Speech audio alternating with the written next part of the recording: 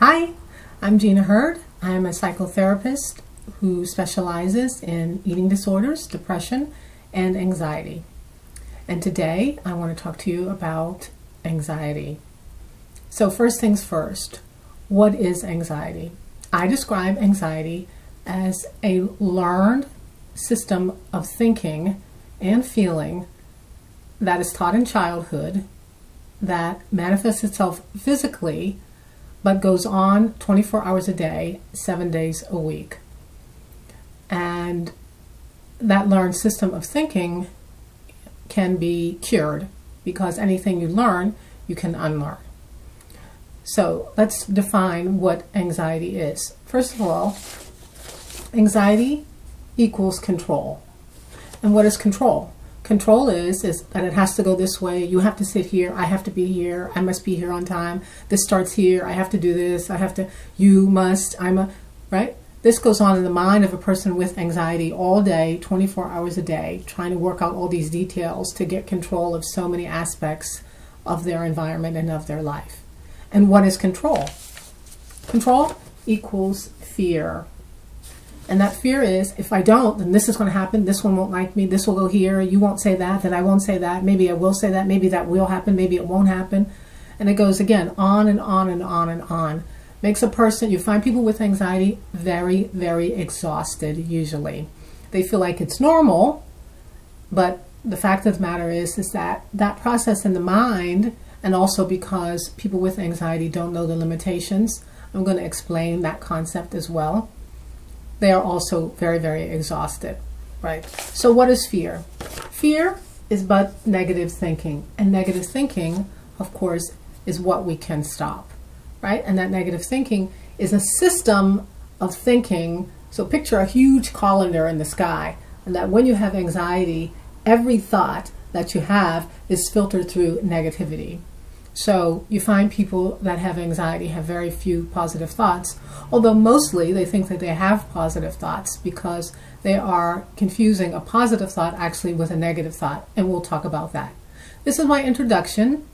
If you have questions or you want to speak to me directly, and I will take questions throughout my series on anxiety, my email address is ginahurd@yahoo.com. The tool that we'll be using is a book called Controlling People.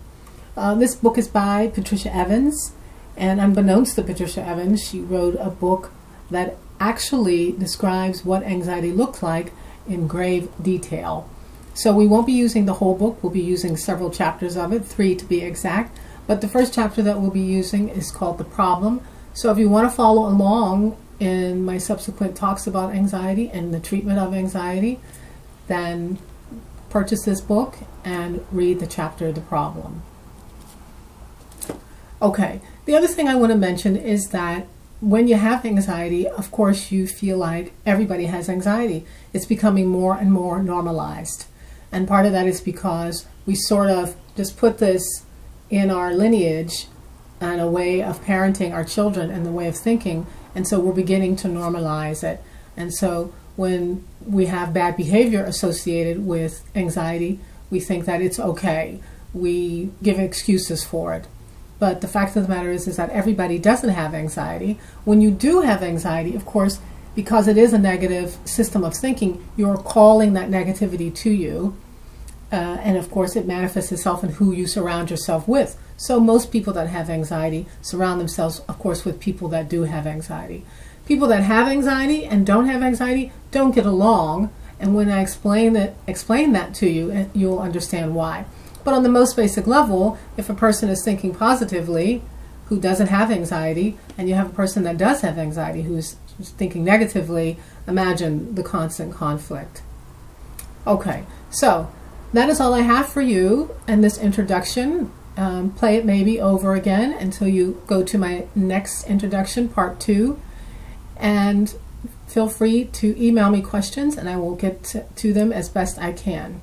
One last thing. If you have anxiety, whether you're 20 or 30 or 40 or 50, pathology is progressive and it will get worse. There's sort of a slide between 20 and then 30, And then you find yourself using tricks and tools to manage your anxiety. You think that you have it under control, which is part of the issue. And in fact, it gets so much worse. So no matter how bad your current anxiety is, it will get 100 times worse. And that is my experience. So put that in your mind. Until next time, thank you.